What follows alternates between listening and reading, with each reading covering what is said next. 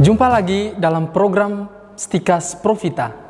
Kembali kami mengutip apa yang dikatakan gereja dalam katekismus. Di sana dikatakan, karena 10 firman menyatakan kewajiban-kewajiban mendasar manusia dengan hakikatnya adalah kewajiban-kewajiban yang mengikat. Mereka tidak berubah, berlaku selama-lamanya dan di mana-mana. Tidak ada seorang pun dikecualikan darinya. Allah telah menuliskan firman itu dalam hati manusia. Karena dekalog adalah perintah atau hukum, maka hal itu mengikat semua, baik Yahudi maupun Kristen, karena Kristen pun mengakui perjanjian lama. Lalu, bagaimana dengan non-Yahudi dan Kristen? Apakah perintah-perintah ini untuk mereka juga? Tentu tidak mudah untuk menjawab hal ini. Bagi orang Yahudi dan Kristen itu sudah jelas mengikat. Nah, dalam ajaran hukum ada yang namanya hukum kodrat. Hukum ini mengikat semua manusia karena tertanam dalam kodrat manusia sebagai ciptaan yang berakal budi. Hukum ini tercatat dalam hati manusia sehingga mereka dapat melakukan yang baik dan menolak yang jahat. Maka gereja tanpa ragu mengajarkan bahwa 10 perintah Allah dapat dikategorikan sebagai hukum kodrat. Karena itu, dalam teks yang kami kutip di atas mengatakan, mereka tidak berubah, berlaku selama-lamanya dan di mana-mana. Tidak ada seorang pun dikecualikan darinya. Allah telah menulis firman itu dalam hati manusia.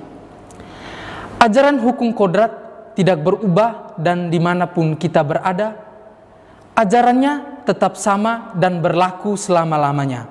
Misalnya, perintah jangan membunuh.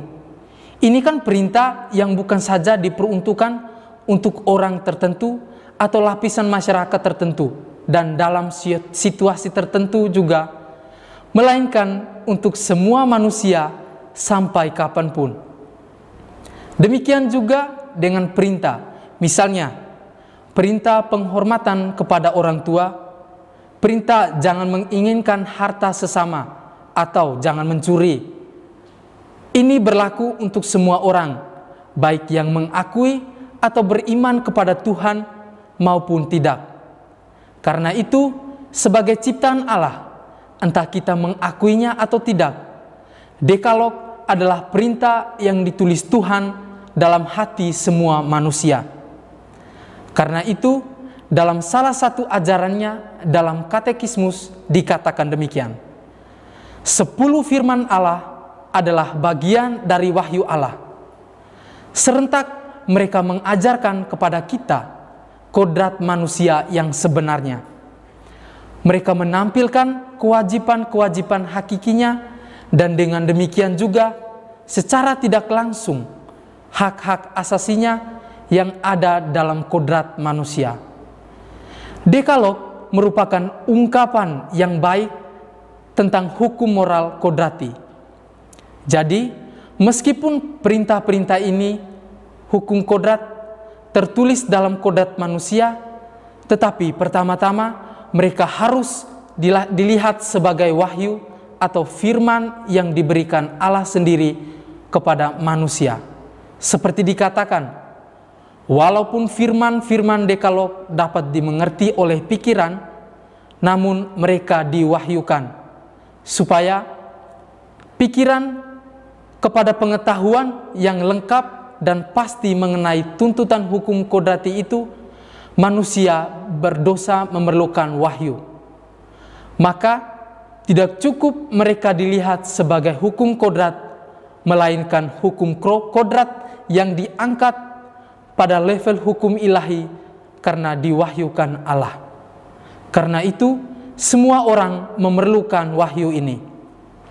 Lalu, apakah orang-orang ateis mengakui hal itu? Terutama bagian pertama, yaitu perintah dan kewajiban kepada Tuhan. Bagian kedua jelas dapat mengikat mereka sebagai manusia. Bagaimana dengan bagian pertama? Mereka tidak mengakui atau tidak percaya kepada Allah. Apakah perintah-perintah pertama dari hukum ini diperuntukkan bagi mereka? Jelas untuk mereka juga, karena mereka pun ciptaan Allah. Mereka tidak menyadari hal itu. Kalau mereka sadar akan hal itu, sudah semestinya mereka menyembah Allah juga. Karena itu dapat dikatakan bahwa Dekalog adalah perintah untuk semua orang, karena hukum ini juga adalah hukum kodrat, tetapi dalam waktu yang sama diakui sebagai perintah Allah, wahyu Allah kepada manusia. Semoga saudara mencintai dan memahami kebenaran sehingga akhirnya diselamatkan. Salam Profita.